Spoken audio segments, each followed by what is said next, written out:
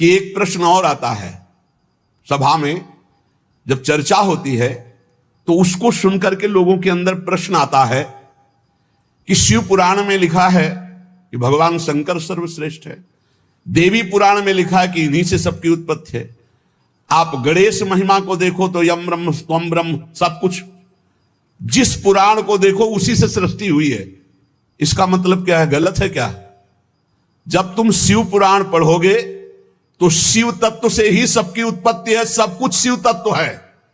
पढ़े हैं, जैसे आप कहा भगवान शंकर ने चिद चिद लक्षणम सर्वम राधा कृष्णमयम जगत, ऐसे कहा गया है हे भगवती हे भगवान, आपसे ही सृष्टि प्रकट है शिव पुराण में, क्योंकि जितनी माताएं वो सब भगवती हैं और जितने पुरुष हैं वो सब हे भगवान शिव, आपका ही स्वरूप है। चराचर जगत शिव और पार्वतीमय है। भगवान का ऐसा लिंग प्रकट हुआ शिव जी का कि 100 कल्प तक ब्रह्मा जी उतरते चढ़ते रहे, पार न पाया। फिर भगवान विष्णु उसमें पढ़ना शिव पुराण में, तो पढ़ करके बात कर रहे, आर पार नहीं पाया। भगवान शिव से ही नारायण का प्रादुर्भाव होता है, भगवान का प्रादुर्भाव होता है, भगवान शिव से ही ब्रह्मा का प्रादुर्भाव होता है। जब देवी भागवत पढ़ो तो सब कुछ देवी जी से प्रकट हुआ, तो क्या झूठा है क्या? पुराण कोई झूठे हैं क्या? तो अगर उनसे प्रकट हुआ तो इनसे कैसे? भागवत पढ़ करके देखो तो श्री हरि से, नाभि कमल से ब्रह्मा, ब्रह्मा की भ्रकुट से शंकर, रुद्र का अवतार। उधर पढ़ करके देखो तो उन भगवान शिव से ब्रह्मा और श्री हरि प्रकट होते हैं। देवी भागवत पढ़ करके देखो तो देवी शक्ति। ये है क्या? तत्व। तत्व एक है, वही परमात्मा है। वही जब शिव पुराण पढ़ोगे तो सब कुछ शिव की, जब भागवत पुराण पढ़ोगे तो सब कुछ श्री हरि का, और जब देवी भागवत पढ़ोगे तो सब कुछ वही। देवी प्रपन्नार्थ हरे प्रसीद प्रसीद मातर जगतो खिलस्य प्रसीद विश्वेश्वरी पाहे विश्वम त्वमीश्वरी देवी चराचरस्य। हे देवी, तुम ही चराचर में व्याप्त हो, तुम ईश्वरी हो, तुम सर्वशक्तिमान हो, तुमसे बढ़कर कोई नहीं। क्या समझते हो? जो जहां है वही परम तत्व है और वो वही सब कुछ है। इधर से हम देखेंगे तो कृष्णाकार, उधर से देखोगे तो सत्साई मेरे सभी भाइयों को संत रामपाल जी महाराज ने बताया प्रेमानंद जी महाराज को पूर्ण सृष्टि का ज्ञान। देखिए इस वीडियो में। फिर धर्मदास जी ने कहा था, हे परमात्मा, इसका मतलब तो ये सिद्ध है कि वेद और कतेब झूठे हैं जो उनमें लिखा है कि ब्रह्मा विष्णु महेश सर्वेश्वर हैं। वेदों में ब्रह्मा विष्णु महेश को सर्वशक्तिमान बताया है, अजर व अमर बताया है। तो परमात्मा ने कहा, वेद कतेब झूठे नहीं भाई, झूठे हैं ये समझे ना ही। ये झूठ बोलना है कि वेदों में ब्रह्मा विष्णु महेश सर्वशक्तिमान है। ये झूठ बोलते हैं कि पुराणों में कहीं नहीं लिखा कि उनकी जन्म मृत्यु होती है। ये पुस्तक आपके सदग्रंथ सच्चे हैं, लेकिन ये इनको समझ नहीं सके, इसलिए ये बताने वाले तुम्हारे गुरु झूठे हैं। अब उन झूठे गुरुओं की देख दिखाऊंगा आपको, निरी झलक, एक नहीं गुणीय झलक दिखाऊंगा। देखिएगा पवित्र शिव पुराण, ये गीता प्रेस गोरखपुर से प्रकाशित है। सचित्र मोटा टाइप, केवल हिंदी। संपादक है हनुमान प्रसाद पोदार। और ये प्रकाशित कहाँ से है? प्रकाशक एवं मुद्रक हैं गीता प्रेस गोरखपुर, गोविंद भवन कार्यालय कोलकाता का संस्थान। इसके आपको 98वें पृष्ठ पर ले चलते हैं। रुद्र संहिता 98वें पृष्ठ, संक्षिप्त शिव पुराण। यह है रुद्र संहिता और हम यहाँ से नीचे से शुरू करेंगे। यहाँ से ये 5वां अध्याय के अंत में यहाँ से लिंक हो जाएगा आगे का जो हम पढ़ना चाहते हैं। अपने पुत्र नारद की यह बात सुनकर लोक पिता मह ब्रह्मा वहाँ इस प्रकार बोले। नारद ने सृष्टि रचना के बारे में पूछा। ब्रह्मा जी को जैसा ज्ञान था वो ऐसा यहाँ सुनाया 6ठे अध्याय में रुद्र संहिता और पृष्ठ नंबर 99 पर। ब्रह्मा जी ने कहा, ब्रह्मन देव शिरोमणे, तुम सदा समस्त जगत के उपकार में लगे रहते हो। तुमने लोगों के हित की कामना से बहुत उत्तम बात पूछी है। जिस समय समस्त चराचर जगत नष्ट हो गया था, सर्वत्र अंधकार ही अंधकार था, उस समय तत् सद ब्रह्म, इस श्रुति में जो सत सुना जाता है एकमात्र वही शेष था। 100 पृष्ठ पे जिस परब्रह्म के विषय में ज्ञान और अज्ञान से पूर्ण उक्तियों द्वारा इस प्रकार विकल्प किए जाते हैं, उसने कुछ काल के बाद द्वितीय की इच्छा प्रकट की। उसके भीतर एक से अनेक होने का संकल्प उदित हुआ। तब उस निराकार परमात्मा ने अपनी लीला शक्ति से अपने लिए मूर्ति माने आकार की कल्पना की। फिर वो क्या बना देखिएगा, जो मूर्ति रहित परम ब्रह्म है उसकी मूर्ति भगवान सदाशिव है। ये सदाशिव कौन है? ये काल है, आगे पता लगेगा। ये ब्रह्म है, ब्रह्मा विष्णु महेश का पिता है। अर्वाचीन और प्राचीन विद्वान उन्हीं को ईश्वर कहते हैं। उस समय एकाकी रहकर स्वेच्छानुसार विहार करने वाले उन सदाशिव ने अपने विग्रह से स्वयं ही एक स्वरूप भूता शक्ति की सृष्टि की। विग्रह माने शरीर से। अब ये ब्रह्मा विचलित है। कबीर परमात्मा ने उनको ज्ञान देने की चेष्टा भी की थी, पर उनसे सुना हुए ज्ञान को दूसरी तरह घुमाकर बता रहा है कि सदाशिव ने अपने शरीर से एक स्त्री की उत्पत्ति की, जो उनके अपने श्रीअंग से कभी अलग होने वाली नहीं थी। उस पराशक्ति को प्रधान प्रकृति गुणवती माया जो काल के शरीर से निकली, उसके क्या नाम है? बुद्धि तत्व की जननी तथा विकार रहित बताया है। वह शक्ति अंबिका कही गई है। उसी को प्रकृति, दुर्गा को प्रकृति भी कहते हैं, ये याद रखना। सर्वेश्वरी त्रिदेव जननी ब्रह्मा विष्णु महेश की जन्म देने वाली तीनों की माता, नित्य और मूल कारण भी कहते हैं। सदाशिव द्वारा प्रकट की गई उस शक्ति के 8 भुजाएं हैं। हो गया स्पष्ट कि ये माँ अष्टंगी पिता निरंजन, ये जमदारुण वंशन अंजन। 3 पुत्र अष्टंगी जाए, ब्रह्मा विष्णु शिव नाम धराए। और आगे देखिए कंसेप्ट। नाना प्रकार के आभूषण उसके श्रीअंगों की शोभा बढ़ाते हैं। वह देवी नाना प्रकार की गतियों से संपन्न है और अनेक प्रकार के अस्त्र शस्त्र धारण करती है। हो गया स्पष्ट कि काल के शरीर से कौन निकली? या निकली, देखो या निकली, या अष्टंगी है और 8 अंगों में अस्त्र शस्त्र धारण करती है। ये देखिएगा, ये निकली अष्टंगी, 8 भुजाओं वाली, इसको अष्टंगी कहते हैं। अब हम शिवपुराण पढ़ रहे हैं, ये देखिएगा, उसको प्रकृति भी कहते हैं और उसकी 8 भुजाएं हैं। अष्टंगी है, वो तीनों देवताओं की माता है और वो अनेक प्रकार के अस्त्र शस्त्र धारण करती है। एकाकिनी होकर भी वह माया संयोग वसात अनेक हो जाती है। वे जो सदा शिव हैं उन्हें परम पुरुष ईश्वर शिव शंभु और महेश्वर कहते हैं।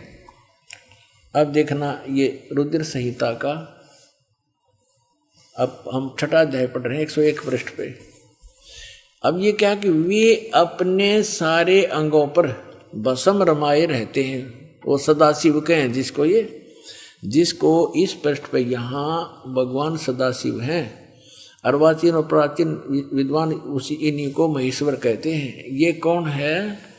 वे अपने सारे अंगों पर भस्म रमाए रहते हैं। उन काल रूपी ब्रह्म ने, इसको काल कहो चाहे ब्रह्म कहो, सरपुरुष कहो, और गीता ज्ञान दाता यही है, श्री कृष्ण में प्रवेश करके बोल रहा है। उन काल रूपी ब्रह्म ने एक ही समय शक्ति के साथ है, यो नाथ नहीं, शक्ति के दुर्गा के साथ शिवलोक नामक अक्षेत्र का निर्माण किया था। उस उत्तम अक्षेत्र को काशी कहते हैं। वे प्रिया और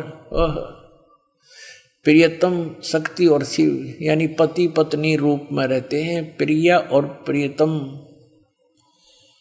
जो परमानंद स्वरूप है उस मनोरम क्षेत्र में नित्य निवास करते हैं। मुने शिव और शिवा ने, काशीपुरी परमानंद रूपिणी है। मुने शिव और शिवा ने यानी दुर्गा और काल ने, काल और दुर्गा ने प्रलय काल में भी कभी इस क्षेत्र को अपने सानिध्य से मुक्त नहीं किया। देवर से एक समय ब्रह्मा जी बता रहे अपने पुत्र नारद को, एक समय उस आनंद वन में रमण करते हुए शिवा और शिव के मन में ये इच्छा हुई, दुर्गा और काल के मन में, कि दूसरे पुरुष की सृष्टि करनी चाहिए, यानी कोई पुत्र उत्पन्न करना चाहिए, जिस पर सृष्टि संचालन का महान भार रखकर हम दोनों केवल काशी में रहकर इच्छा अनुसार विचरें और निर्वाण धारण करें। ऐसा निश्चय करके शक्ति सहित सर्वव्यापी परमेश्वर शिव ने, इस काल ने अपने वाम भाग के 10वें अंग पर अमृत मल दिया। फिर तो वहां से एक पुरुष प्रकट हुआ, यानी इन्होंने पति पत्नी व्यवहार किया, काल और दुर्गा ने, और वहां से एक पुत्र की उत्पत्ति हुई। देखिएगा 102 पृष्ठ पे, 102 पृष्ठ पे शिव ने कहा, वो बालक उत्पन्न हुआ, उसके कहा कि वत्स, काल ने कहा बेटा, व्यापक होने के कारण तुम्हारा विष्णु नाम विख्यात हुआ। अब ये 6ठा अध्याय समाप्त हुआ। अब ये 7वां प्रारंभ हुआ रुद्र संहिता का, और 103 पृष्ठ पे ब्रह्मा जी अपने विषय में बताते हैं। ये तो विष्णु की उत्पत्ति बता दी ब्रह्मा जी ने, अपने विषय में बताते हैं कि ब्रह्मा जी कहते हैं देवर से, तत्पश्चात कल्याणकारी परमेश्वर सांब सदाशिव ने, इस काल ने दुर्गा के साथ वही व्यवहार किया, पूर्ववत प्रयत्न करके मुझे अपने दाहिने अंग से उत्पन्न किया। सीधी सी बात है। आगे तो ये नहीं इतना कुछ लिख रखा है, आदमी वो मेंटल हो जाए पढ़ता पढ़ता। हमने अपने काम की वस्तु लेनी है। अपने आत्माओं, यहाँ इस पवित्र पुराण ने ये तो सिद्ध कर दिया कि ब्रह्मा और विष्णु की उत्पत्ति दुर्गा और सदा शिव यानी काल रूपी भगवान से हुई, ये इनके पुत्र हैं। अब यहाँ अनुवाद करता इस बात से विचलित हो गया कि शिव से शिव की उत्पत्ति कैसे लिखूं, इसमें तो लिखा हुआ है, यहाँ तो लिखा नहीं। लेकिन आगे कहते चोर चुरावे तुमबड़ी, वो गड्ढे पानी में, वह गड्ढे वह ऊपर आओ, सच्चाई छानी ना। ये देखिएगा, ये वही शिव पुराण है, हम आपको सुना रहे हैं। अब हम इसके 110 पृष्ठ पे आपको ले चलते हैं।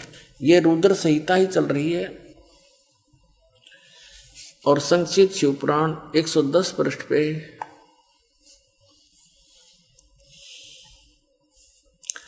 यह लिखा कि इस प्रकार ब्रह्मा विष्णु और रुद्र इन 3 देवताओं में गुण हैं, परंतु शिव ये काल, ये इनसे न्यारा कहा गया, गुणातीत माने गए हैं, इनसे भिन्न है। गीता जी अध्याय नंबर 7 के श्लोक नंबर 12 में ये कहता है कि तीनों गुणों, रजगुण सतगुण तमगुण से जो कुछ भी हो रहा है इसका निमित्त कारण मैं ही हूँ, लेकिन मैं इनमें नहीं और ये मुझ में नहीं। तो यहाँ भी ये स्पष्ट किया है कि वो इनसे न्यारा है। अब यहाँ भी कंसेप्ट क्लियर नहीं हो पाया कि भी रुद्र भी कह दिया। अब यहाँ आप दिखाते हैं आपको, पृष्ठ नंबर 24 पर आते हैं शिव पुराण के। ये देखो, एक समय क्या हुआ, ब्रह्मा और विष्णु जी का आपस में इस बात पर युद्ध हो गया कि ब्रह्मा जी कहता है विष्णु जी को कि मैं तेरा बाप हूं, तेरी उत्पत्ति मुझसे हुई है क्योंकि मैं सबकी सृष्टि करता हूं। विष्णु जी कहने लगे नहीं, मैं तेरा पिता हूं, तू मेरी नाभि कमल से उत्पन्न हुआ है। ये कारण क्या होता है कि जिन महापुरुषों ऋषियों ने साधना करी, हठ योग करके समाधिस्थ हुए, तो इस काल भगवान ने किसी को तो ब्रह्मा के रूप में दर्शन दे दिया, क्योंकि उसने स्वयं प्रतिज्ञा कर रखी है कि मैं किसी के सामने अपने वास्तविक रूप में नहीं आऊंगा। तो ये कभी अपने पुत्र ब्रह्मा के रूप में दर्शन दे देता समाधि दशा में। तो जिस ऋषि ने समाधि दशा में ब्रह्मा जी के रूप में काल के दर्शन हो गए, उसने डंडोरा पीट दिया, मुनादी कर दी और ब्रह्मा जी के पास आकर कहने लगे, हे भगवान आप तो खुद परमात्मा हो, मैंने साधना करके आपको खोज लिया है। हर ब्रह्मा जी को पता भी कोई नहीं क्या कह रहे हैं, लेकिन एक ने, 2 ने, 10 ने ऐसे कहा तो ब्रह्मा जी फूल गए, चौकस हो गए, सचमुच मैं ही भगवान हूं। फिर तो ऐसे ही किसी को विष्णु जी के रूप में दर्शन दे दिए तो वो विष्णु जी को कहता है कि ये खुद भगवान है, अपने को छुपाए बैठे हैं, ये तो परम पिता है, मैंने समाधि दशा में इनके दर्शन हो गए, मैंने खोज लिया भगवान ये परमात्मा है। ऐसे ही किसी को उसने शिव रूप में दर्शन दे दिए, अपने पुत्र तमोगुण शिव के रूप में। तो उन ऋषियों ने भगवान शिव को भगवान सिद्ध कर लिया। तो इनका न्यो भ्रम बन गया। इस भ्रम के कारण दोनों की लड़ाई होगी। इन दोनों का युद्ध समाप्त करने के लिए इस काल भगवान ने ब्रह्म ने ऊपर से एक लिंग छोड़ दिया तेजों में सतंभ, और ये लड़ना तो भूल गए, उसकी खोज में लग गए। अब लंबा कहानी ना बताएं तो क्या है, उस समय ये काल अपने पुत्र शिव के रूप में प्रकट हो गया और इनसे क्या वार्ता करी देखिएगा।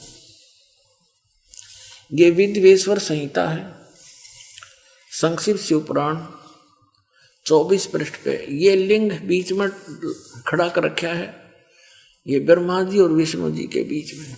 फिर वो स्वयं आकर के इनके सामने खड़ा हो जाता है। फिर इनकी आपस में क्या वार्ता होती है ये देखिएगा। प्रश्न नंबर 25 पे विद्वेश्वर संहिता।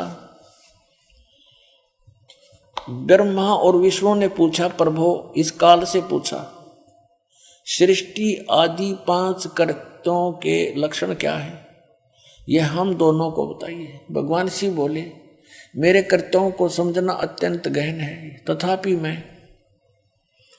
कृपा पूर्वक उनके विषय में बता रहा हूं। ब्रह्मा और विष्णु सृष्टि, पालन और संहार, तिरोभाव और अनुग्रह, ये 5 ही मेरे जगत संबंधी कार्य हैं जो नित्य सिद्ध हैं। संसार की रचना जो आरंभ है उसी को सर्ग या सृष्टि कहते हैं। यहाँ क्या कहता है, पुत्रो, ब्रह्मा और विष्णु को कह रहा, पुत्रो तुम दोनों ने तपस्या करके कहता तुमने तपस्या कर ली और मन प्रसन्न होकर दे दिए। बता, इनने का जूत, इनने का सिर, ठेकेदारी आप ले रहा। कहता तुमने तपस्या कर ली और मन खुश होकर दे दिए। तेरा बीच में कह रहे गए तपस्या करके अपना मेहनत मजदूरी करके प्राप्त किए।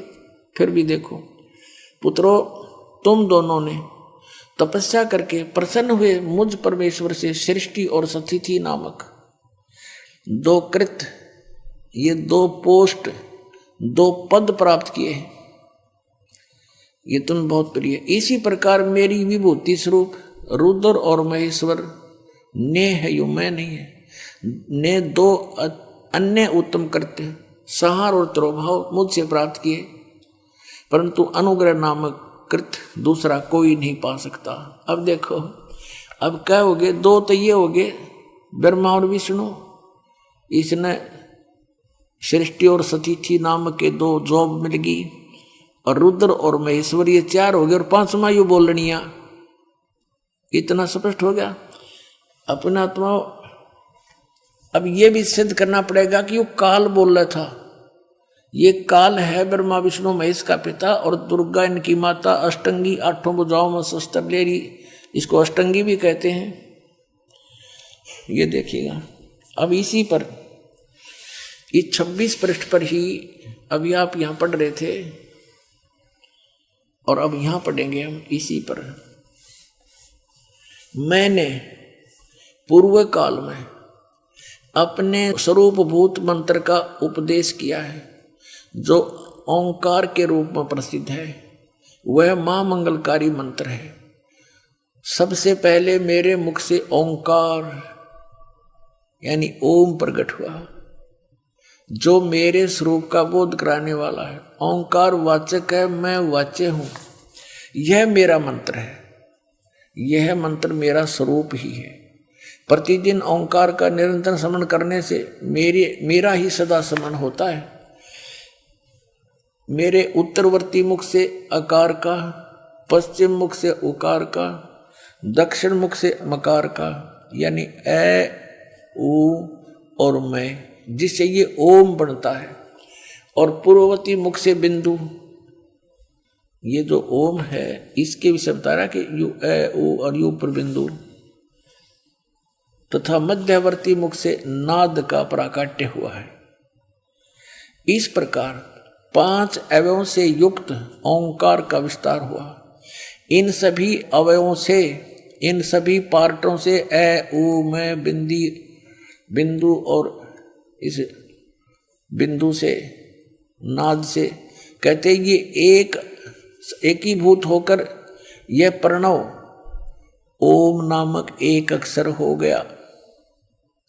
ये ओम नामक एक अक्षर है ओम, इसको ओंकार कहो, इसको ओम कहो, और चाहे ऐसा लिखकर इसको एक अक्षर ओम कहो। ये ओम है, एक अक्षर हो गया, और ये मेरा मंत्र है। असली मंत्र कहता है ये है मेरा। अपने आत्मा यहाँ इन्होंने ओम नमः शिवाय ये 5 अक्षर मंत्र बता दिया। ये कहीं भी मूल संस्कृत में ये नहीं, इसलिए इन्होंने अलग भाषा में लिखा है, और हमने इसको ना समझ कर इन अज्ञानियों द्वारा अनुवाद किया हुआ इसका रट लगा दिया, जबकि ये कोई मंत्र नहीं है ओम नमः शिवाय। ना गीता जी में, ना वेदों में, ना श्रीमद् भगवत गीता में, ना पवित्र 4 वेदों में। तो ये मनमुखी आचरण के नाम हैं जो हमें यूजलेस थे, कोई लाभ नहीं।